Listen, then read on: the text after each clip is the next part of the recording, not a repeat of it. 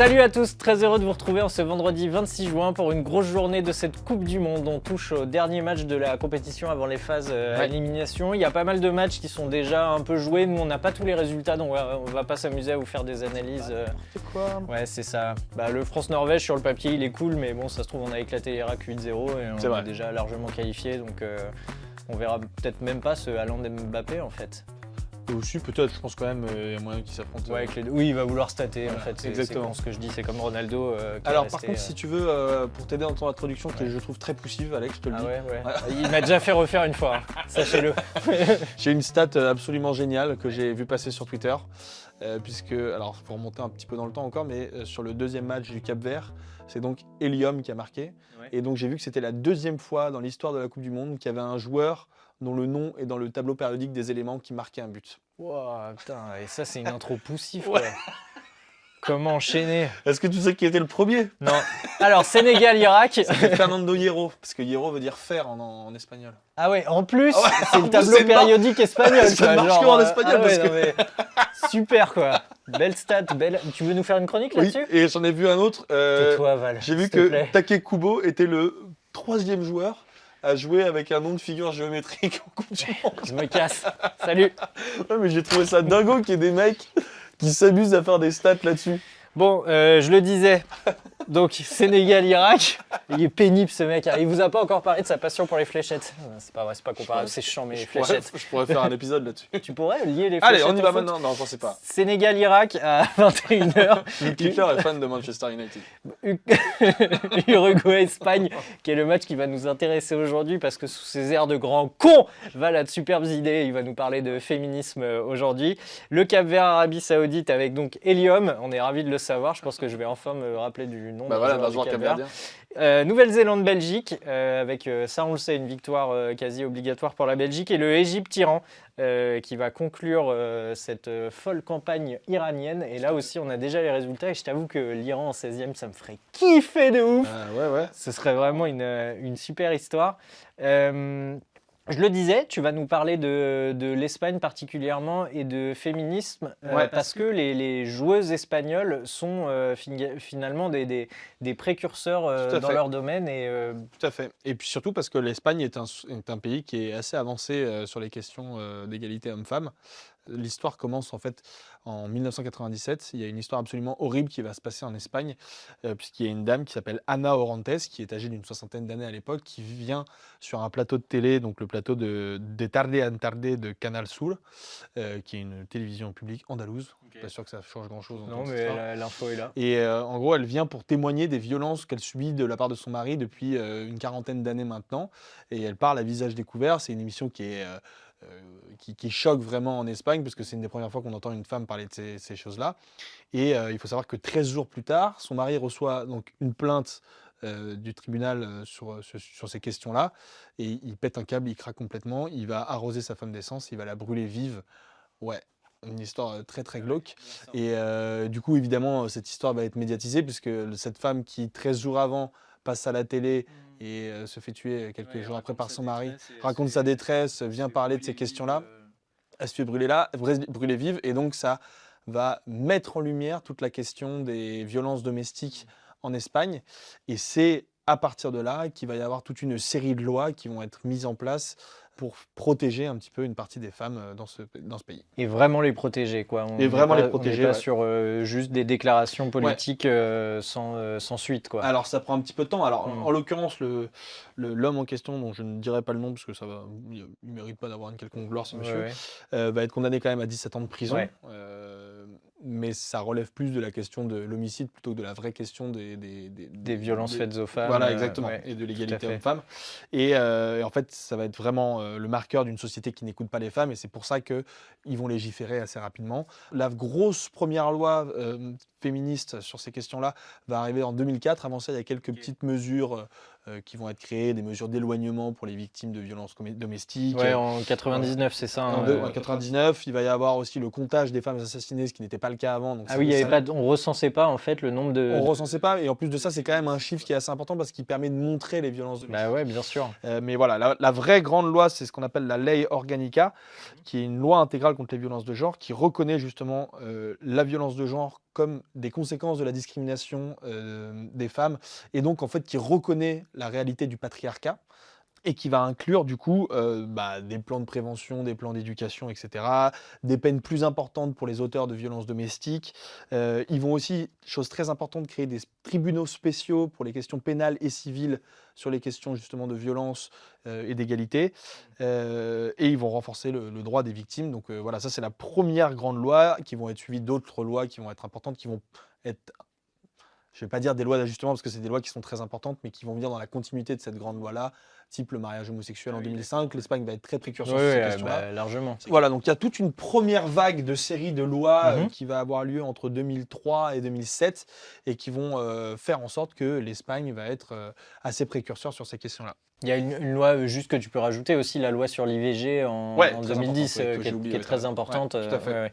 Où l'avortement devient légal du coup à partir de 2010. Et il y a, malgré la mise en place de toutes ces lois et l'évolution des mentalités, il y a une deuxième affaire terrible qui va encore chambouler Une le deuxième pays. affaire, la nuit du 7 juillet 2016, pendant les fêtes de San Fermín à Pampelune, il y a 5 hommes qui vont violer une jeune femme de 18 ans dans un hall d'immeuble. Ces gens très sains et très intelligents décident de filmer en plus la scène, de le partager dans des groupes WhatsApp. Évidemment, ça va faire un énorme tollé. La plaignante va porter plainte et ça va être un énorme tollé. Des énormes manifestations en Espagne vont voir le jour en soutien à cette femme-là et pour dénoncer justement. Et ça va être aggravé 1 an plus tard, puisque la justice va donc les condamner, les 5 agresseurs, alors à 9 ans de prison, mais pour abus sexuels. Ah ouais. Là, on parle vraiment d'agression sexuelle et pas de viol, ce qui est quand même une différence très importante. Enfin, tu minimises complètement Voilà. l'agression. Exactement. Et en fait, l'argument, c'était de dire qu'il n'y avait pas assez de preuves d'intimidation. Et donc, c'est pour ça qu'on parle d'abus sexuels et pas de viol. C'est sur la phase sur la question de c'est des nuances. l'intimidation. Après, c'est toujours pareil, Voilà. quoi. C'est les avocats qui jouent une carte et qui font que c'est ça qui ressort. Mais oui, c'est immonde, quoi. Exactement. Et donc, évidemment, il y a une partie de la population féministe notamment qui va être extrêmement indignée de ces questions-là, à raison d'ailleurs, qui vont déclencher une énorme vague de contestation avec 3 slogans qui sont très importants. No es abuso, es violación, donc ce n'est pas une agression sexuelle, c'est un viol. Hermana, yo te creo, donc moi je te crois ma sœur, et solo si es si, qui est le slogan principal qui va revenir, qui dit en gros seul un oui Le est consentement, un oui, quoi. le consentement, la question du consentement. Et c'est pour ça qu'1 an plus tard, donc le tribunal suprême qui se saisit de l'affaire et qui va requalifier les faits en viol. Et là, ils vont retenir la question de l'intimidation, avec des circonstances aggravantes, donc traitement dégradant, action en groupe, Filmé, diffusé, etc. Et donc, ces gens-là vont prendre 15 ans de prison, ce qui est vraiment perçu comme une énorme victoire pour tout le mouvement féministe et évidemment pour la plaignante, qui est la première victime de ces agissements-là. Et donc là, il va falloir entrer ça dans les textes de loi, j'imagine. Exactement. En fait, c'est même pas entrer ça sur les textes de loi, c'est que tout le tollé médiatique de cette affaire va en générer une nouvelle vague de législation, de lois qui vont être mis en place. Oui, ça fait jurisprudence, quoi. Ça fait jurisprudence, exactement. Et en fait, c'est un tel tollé médiatique et l'affaire est tellement horrible que les gens se disent qu'il faut qu'ils s'emparent de ces sujets-là, notamment les députés espagnols s'emparent de ces sujets-là pour légiférer sur ces questions-là.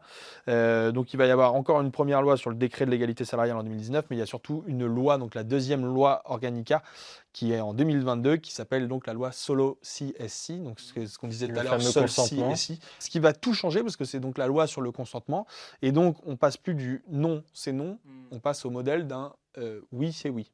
Seulement un oui est un oui, d'accord? Donc ce qui fait que tout un tas de choses n'est plus pris en compte. Donc par exemple, un consentement antérieur. Donc si une femme a dit oui à 20h et qu'elle dit non à 22h, c'est non. Voilà. Le comportement sexuel passé, donc évidemment si tu as déjà entretenu des relations, ça peut changer. Voilà, toute relation actuelle ou antérieure ne doivent pas être interprétées comme un consentement. Et toutes les conduites attentant à la liberté sexuelle sans consentement sont désormais qualifiées d'agression sexuelle. On ne raisonne plus du coup en termes de violence, intimidation approuvée, mais d'absence de consentement. Et c'est vraiment ça qui fait la différence. C'est une loi qui est très très importante, qui a été à peu près la même loi qui a été votée en novembre 2025 en France, mais encore une fois avec 3 ans de retard. Ouais. Et tout ça va s'accompagner aussi d'autres lois qui ont été votées, notamment une loi ce qui est intéressant justement sur cette deuxième loi, c'est sur la loi trans, qui est une réforme de l'avortement, et en fait qui est intéressante dans le sens où elle pense les questions féministes de manière beaucoup plus globale, en englobant toutes les questions LGBTQIA+, Mm. ce qui est un sujet féministe en tant que tel. Hein. Ouais. La question queer est très importante dans la question féministe. Donc voilà, ça prouve aussi que la question de l'égalité homme-femme en Espagne est traitée de manière générale et pas uniquement sur le prisme des femmes, ce qui est très intéressant. Bien sûr. Et du coup, est-ce que toutes ces lois ont porté leurs fruits? Est-ce qu'il y a des indicateurs qui corroborent le fait que l'Espagne a été précurseur et qu'elle en bénéficie aujourd'hui? Tout à fait, ouais. Il y a différents indicateurs qui existent, qui sont proposés par différentes instances économiques, notamment le Forum économique mondial qui a son propre facteur qui permet d'évaluer. Il y en a d'autres aussi, celui de l'OCDE par exemple, qui calcule les discriminations dans les institutions. Donc savoir si les institutions sont assez précurseurs sur ces questions-là. Ouais, et est-ce que- applique est-ce- les demandes de l'État, quoi. Exactement, les textes de loi. Et l'Espagne, il faut savoir que sur tous les indicateurs, est globalement très bien placée. Alors, quand je dis très bien placés, c'est qu'ils sont aux alentours entre la 10e et la 15e place, devancés très régulièrement par les pays nordiques, qui eux sont encore plus précurseurs sur ces questions-là. Bon, j'imagine que c'est quand même un système qui peut encore s'améliorer. Ouais, alors globalement, l'Espagne est quand même assez avancée. Il y a encore quelques petites pistes d'amélioration notamment sur la transformation de la loi. En fait, la loi existe, mais la question, c'est de savoir comment est-ce que tu l'appliques. Il y a encore des petits problèmes d'application. Ça passe par des politiques d'éducation, ça passe par la formation de dirigeants, etc. Mais c'est justement là où c'est intéressant et là où le football fait le lien, c'est que le football féminin est l'exemple de ces petits manques, enfin a été l'exemple de ces manques-là. Alors, ça a été très médiatisé. On se rappelle de l'affaire Rubiales notamment, mais est-ce que tu peux nous rappeler un peu les moments forts, en tout cas, de ce... C'est marrant parce que pendant très longtemps, le football espagnol a été en retard par rapport à la loi, puisque jusqu'en 2019, et ça c'est Bonne Mati qui est la meilleure joueuse espagnole, qui a gagné les 3 derniers ballons d'or en 2023, 2024, 2025, qui disait que dans son contrat qu'elle avait avec le Barça, avant 2019, elle avait des clauses par exemple anti-grossesse. Ah Ce ouais. qui fait que, alors c'était totalement illégal, mais ce qui fait que... C'est quand même souvent le Barça qui est derrière ces trucs-là. Mais ce qui fait que, en gros, si elle tombait enceinte, elle était licenciée automatiquement par son Ok. club.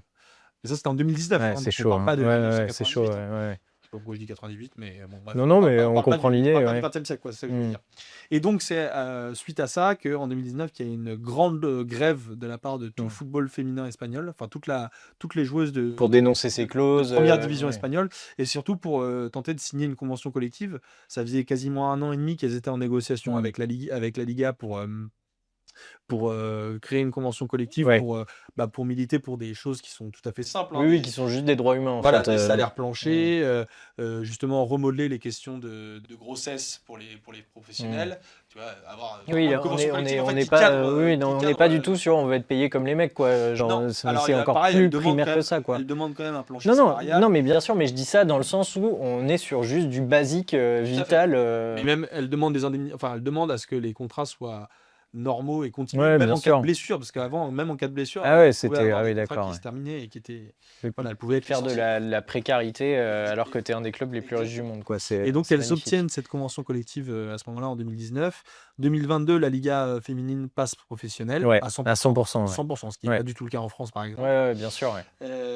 Et il y a une autre grosse affaire en septembre 2022 où 15 joueuses de la sélection espagnole, donc les 15 meilleures joueuses, enfin 15 des 25 meilleures joueuses espagnoles, vont faire grève pour manifester contre le climat hostile qu'il y a à la fédération. Et évidemment, la fédération va leur dire qu'elles peuvent revenir en équipe espagnole seulement si elles reconnaissent leur erreur et qu'elles s'excusent. Waouh. Belle ouverture. Voilà, exactement. Ce qui n'empêche que 8 mois plus tard, les Espagnols vont quand même gagner la Coupe du Monde. À la fin, enfin, la cérémonie, on connaît l'histoire après la cérémonie de... Ouais, bien sûr. Il y a Mais le fameux- juste pour le contexte, en plus, c'est une équipe qui séduit tout le monde dans le jeu. Enfin, même moi, j'avoue, je regardais pas du tout le foot féminin, mais à cause de ces histoires, je m'y suis intéressé. Et en fait, tu vois une équipe qui est très enthousiasmante et que tu as envie de suivre, quoi. Exactement, ouais, exactement. Et à l'image un petit peu du football espagnol aussi, enfin de l'histoire du football espagnol et de la philosophie de jeu qu'ils ont toujours promue. Mais voilà, et donc il y a cette affaire Luis Rubiales en 2023 où les joueurs vont évidemment être ultra solidaires avec Gianni Hermoso, et ce qui va mener au licenciement du coach et au départ de Luis Rubiales et à sa condamnation. Alors je crois qu'il a été condamné à 10 000 euros d'amende. Et en fait, Ouais. justement, c'est très intéressant parce que c'est là que je fais le lien avec ce que je disais avec la législation qu'il y a eu plus tôt. C'est justement grâce à cette loi Solossi et Si, qui date de 2020, Oui, oui, bien sûr. quelques mois avant, que Luis Rubiales a pu être condamné parce qu'ils ont estimé qu'il n'y avait aucun consentement de la part de Gianni Hermoso sur ce bisou. Oui, et là, c'est con pour lui, mais il y avait des preuves, quoi. Et là, il y avait des preuves. Mais en fait, cette condamnation n'aurait pas eu lieu si elle s'était passée un an Ouais, avant. ouais, bien Tu vois, sûr. parce que cette loi n'avait pas été votée. Et c'est là que cette loi change tout et est extrêmement importante. Ouais, donc on voit que le football féminin est à l'image de la société et il est vecteur de grandes idées féministes et ça porte ses fruits, Tout quoi. à fait. Et puis surtout, ça a été vu comme des femmes qui mettent un espèce de grand coup de pied dans la fourmilière, Ouais. dans un vrai milieu d'hommes. Et la fédération espagnole, en l'occurrence, était un milieu d'hommes et d'hommes, en l'occurrence, pas très sains, en la personne de Luis Rubiales, qui était vraiment un homme un peu toxique. Et donc, c'était vraiment une lutte contre le patriarcat. C'est comme ça que ça a été perçu, avec des joueuses qui sont extrêmement politisées. Parce qu'on parle de ces affaires où elles ont évidemment soutenu Gianni Hermoso, mais Bonmati, par exemple, c'est une énorme star en Espagne, et elle arrive, typiquement, elle est arrivée à la dernière finale de Ligue des Champions avec un maillot Welcome Refugees. Tu vois, donc c'est des joueurs qui sont La FIFA a dû apprécier. Ouais, mais c'est des joueurs qui sont tout à fait politisés, c'est des icônes assumées, et c'est aussi comme ça que ça a permis de porter des messages féministes, d'avoir autant de joueuses politisées. Ce qui met totalement Mbappé en slip, je pense. Ah oui, en non, termes mais d'engagement. bien sûr, ouais. Bon, et du coup, je sens qu'on va encore passer pour les gros ringards de l'histoire, mais la France dans tout ça, ça en est où? La France, dans tout ça, est dirigée par Emmanuel Macron depuis Ah. une dizaine d'années désormais, Je me disais. ce qui n'aide pas les choses. Voilà. J'ai plus combien de temps avant d'en parler? Une quinzaine de minutes. Une quinzaine de minutes. Bon, très c'est bien. bien, mais bon, pour le coup, personne va te contredire En fait, là-dessus. c'est à l'image de toute la politique de Macron, c'est-à-dire que tu fais un pas en avant, 3 pas en arrière. Oui, bon, ça, il y aura peut-être des contradicteurs. On vous laisse libre d'ailleurs de réagir Certes, autant mais que pas vous sur les voulez. questions féministes. Non, Ou bien sûr alors que c'est non. des gros Là, incels, t'as dit, c'est peut-être. comme toute la politique d'Emmanuel Macron. C'est pour ça que je disais, Oui, là, il y parce aura que peut-être des je contradicteurs. prends l'exemple sur l'écologie et tout, c'est exactement pareil. Mais en gros, il y a quelques lois importantes qui ont été votées quand même. La loi sur l'IVG en 2024, enfin, pas la loi sur l'IVG, L'inscription dans la Constitution l'inscription dans la Constitution du l'IVG, droit à l'IVG. du droit à l'IVG en 2024. Il y a cette fameuse loi sur le consentement qui est très importante aussi en 2025. Comme il y a eu des lois très importantes à l'époque, comme la loi Veil, pareil, sur l'IVG, qui était très importante. Mais on reste très en retard. Mais on est évidemment très en retard sur l'Espagne. Sur les indicateurs dont je te parlais tout à l'heure, l'Espagne était aux alentours entre les 10. Oui, donnons du factuel, parce que je Voilà. te taquine un peu, mais... La France est à la 35e, aux alentours de la 35e place sur l'ensemble de ces indicateurs, ce qui montre un vrai retard. Et puis surtout, il n'y a aucune loi cadre qui n'a été votée en France sur les questions des violences domestiques et sur les questions des violences sexistes et sexuelles. Les femmes sont toujours payées 15% de moins que les hommes et travaillent quasiment 1 mois et demi, je crois, par an, peut-être 2 mois même par an, gratuitement par rapport aux hommes. Et on a encore aussi énormément de retard sur la mise en œuvre des lois bien qui sûr, sont hein, votées sur ces questions-là. il suffit de juste comparer un mec qui va braquer une bijouterie et un mec qui va taper sa femme. Voilà. Vous allez voir que le résultat au tribunal est très différent. Tout à fait. Mais voilà, c'est pour ça que je dis que c'est à l'image du macronisme, parce qu'il en avait quand même fait sa grande cause du Ouais, c'est vrai, quinquennat. c'est vrai. Une grande cause du quinquennat avec un budget inférieur à 1 milliard d'euros.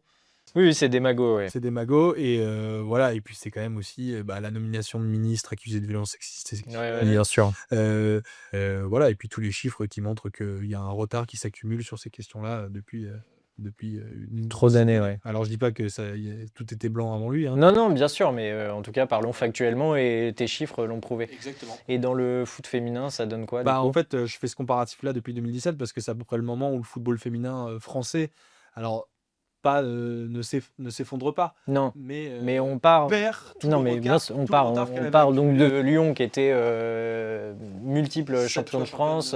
7 fois championne d'Europe. Oui, sept fois et vainqueur de la qui ont Coupe de conquis Ligue des l'Europe aussi, ouais. Ouais. Et là, on en est où maintenant? Et on en est que la France est complètement dépassée. L'Espagne et l'Angleterre l'ont dépassé, par exemple, au classement UEFA. C'est la première fois depuis la création du classement UEFA, depuis Féminin, ouais. Que la France n'est plus dans le top 2 de l'indice UEFA. Et puis elle s'est par exemple fait dépasser en termes de nombre de licenciés par l'Angleterre, Ah ouais. par l'Espagne, qui sont des plus petit pays en Ouais, termes de ouais, nombre c'est d'habitants, chaud, ouais. et aussi par l'Allemagne, là pour le coup il y en a un petit peu plus. Et tout ça explique comment le football féminin français a un peu dilapidé l'avance qu'elle avait Ouais. qu'elle avait pendant une dizaine d'années avant sur les autres championnats. Et c'est quoi qui fait qu'ils prennent Les du... facteurs, ouais. Ouais, les facteurs, pardon, qui... Bah, alors ça, c'est Lucas Rondel qui a essayé d'expliquer un petit peu les différents facteurs justement de cette perte d'avantage comparatif. Il dit qu'il y a des raisons historiques, donc il y a notamment une exclusion institutionnelle des femmes. Il y a très peu de femmes dans la fédération et dans la ligue de football professionnel aujourd'hui. D'ailleurs, le football féminin à la fédération française est représenté par Jean-Michel Aulas, Ouais. alors qui pour le coup, on peut Oui, à œuvrer Schéma pour le Truc foot a féminin. été assez précurseur sur les questions tout à du foot fait, ouais. féminin avec Ouais, l'Olympique ouais. Lyonnais à la fin des années 2000. Mais bon, je suis pas sûr que ce soit un grand Non, féministe bah, de base. Je pense qu'il y voyait plus un intérêt économique derrière tout ça et que voilà. Donc je suis pas sûr que les questions d'égalité homme-femme soient véritablement portées par Jean-Michel Aulas dans les institutions françaises. oui, puis je pense que entre la mairie et tout ça, il a autre chose à foutre Oui, peut-être que... voilà, exactement. Il donne des explications sociopolitiques, le fait justement qu'il n'y ait pas énormément de lois qui ont été votées sur Active, les questions ouais, ouais. d'égalité homme-femme, Mhm. explique aussi le retard dans le football féminin. Des raisons économiques avec des faibles revenus, mais ça se travaille économiquement. Oui, Enfin, c'est comme ça le football découle du français. reste en fait. Voilà, c'est comme le Ouais. football français, c'est des choses qui se travaillent, mais Mm. visiblement, ils n'ont pas trop envie de le faire. Ouais. Et puis, des problèmes structurels qu'il a aussi sur lesquels tu peux travailler, la professionnalisation très tardive, des carrières qui sont précaires. Et voilà, et c'est dommage parce que en fait, ça s'explique aussi par un manque de politisation de certaines joueuses. En fait, ce qui a fait effet en Bah Espagne, oui, c'est l'Espagne, la sélection, enfin voilà, c'est c'est les joueuses. les joueuses qui ont ouvert leur bouche et... En 2019, il n'y avait pas de professionnalisation Ouais, ouais. non plus en Espagne. Il y avait des carrières qui étaient précaires. Les joueuses se sont manifestées, enfin, se sont regroupées tout ensemble, se sont syndiquées littéralement tous ensemble pour obtenir une convention collective qui leur a permis de se professionnaliser. Oui. Aujourd'hui, en France, on n'est pas du tout sur ce genre de dynamique. Non, et puis même quand tu vois Daniel Bravo sur Bein qui fait une blague bien misogyne sur Gaëtan Tinet et Sur un qu'en fait il est écarté une semaine d'antenne, il revient, il s'est rien passé, la fédération communique pas, personne dit rien, c'est... Mais bien sûr, ça explique tout ça. Mais je pense qu'il y a un manque aussi de politisation des joueuses de football qui pourraient porter ces sujets-là. Mais ça, c'est aussi le symbole d'un apolitisme du sport que les grands dirigeants revendiquent à tout va. Gianni Infantino en tête, hein, mais ça a été le cas pendant les années de Noël Le Graët. C'est évidemment le cas de Oui, Philippe le Graët, on était encore sur un step, c'était pas du silence. Philippe Diallo est très lisse aujourd'hui sur tous les bien sujets. sûr. Bah... Et ce qui fait que tu crées une espèce de neutralisation du débat politique sur ces questions-là. Et ça pourrait venir des femmes, comme ça a été le cas en Espagne. Malheureusement, c'est pas le cas. Et ça pourrait aussi être le football féminin pourrait aussi être la source d'investissement. En fait, ce qui est marrant, c'est que le football féminin français a été dépassé par deux modèles totalement différents. Ouais. Les Espagnols avec des joueuses qui sont très politisées, Ouais. et les Anglais. Là, pour le coup, le modèle anglais, C'est les clubs qui ont injecté de l'argent. Sur les investissements, parce que je l'ai dit aussi. Chelsea, Arsenal. Voilà, et la Grande-Bretagne est aussi précurseur sur les questions féministes. Et donc, ils ont vu très tôt qu'il y avait un potentiel très intéressant, que ce soit social et même économique. Et donc, les clubs ont investi en masse sur le football féminin. Et aujourd'hui, le football féminin, je crois, vaut les droits TV du football féminin valent quasiment les droits TV du football masculin en France. En Angleterre, pardon. Les droits TV du football féminin en ça m'étonne Angleterre pas. valent quasiment les droits En TV même du temps, football comme le français foot en français France. vaut rien. Voilà. Non, mais c'est dire à quel point ça s'est développé très rapidement. Ouais, c'est vrai. Et au milieu de tout ça, le football féminin, entre le modèle espagnol et le modèle anglais, reste complètement à la bourre et n'a pas de perspective d'évolution. C'est-à-dire qu'on n'a pas... Oui, c'est ça. En plus, il y a un vide d'incarnation. Enfin, on parle autant, il y avait un enthousiasme quand Lyon se battait pour la Ligue des Champions et que des gros clubs commençaient à émerger. Ouais, bien sûr, mais c'est traité médiatiquement déjà beaucoup moins. Et puis, les stades sont souvent vides, malheureusement. Donc voilà, moi, en fait, l'idée, c'était vraiment de partir de l'exemple espagnol, qui est vraiment un modèle de vertu, je trouve, sur les questions égalitaires hommes-femmes, depuis de nombreuses années, que ce soit d'un point de vue législatif comme footballistique. Et je trouve que c'est un modèle dont on pourrait s'inspirer en France à travers la politisation des choses, à travers des investissements, à travers des volontés politiques, pour créer une vraie dynamique et porter un sujet qui est absolument essentiel, que ce soit d'un point de vue social, mais même dans la question de la transition écologique. Je trouve extrêmement important de prendre soin de nos femmes, de nos enfants et de notre nature. Voilà, ça fait partie d'un débat beaucoup plus large. Oui, non, mais bien sûr, un débat large, mais qui est amené tous les jours. On parle de réarmement démographique, on parle de... Ça, par exemple, c'est Vraiment macroniste. Oui, C'est fou, tu réinventes en démocratie comme si c'est un délire, ouais. c'était les armes, quoi. Oui, c'est un délire. Voilà. On est d'accord, Val, on est d'accord. Plus que 8 mois maintenant, avant qu'il s'en aille, l'ami. Oui. Ah, il sera bien obligé de partir un jour. Oui. Merci beaucoup pour cette chronique, Avec grand mon plaisir. vieux. C'était super. On n'a pas assez parlé des femmes depuis le début de Bah non. ce mondial et c'était une belle occasion de le faire. Donc merci pour ça. On va vous préparer d'autres chroniques sur le sujet. N'hésitez pas à nous donner des idées de chroniques d'ailleurs si vous en avez. S'il y a des sujets que vous voudriez creuser, ouais, c'est ça, et qu'on en parle dans cette émission. On est ouvert à toutes les discussions. Sauf les sujets border, racistes, fachos, qui nous intéressent pas trop. Oui, on peut les débunker, c'est vrai. On peut aussi faire ça, ouais. C'est vrai, c'est une bonne idée.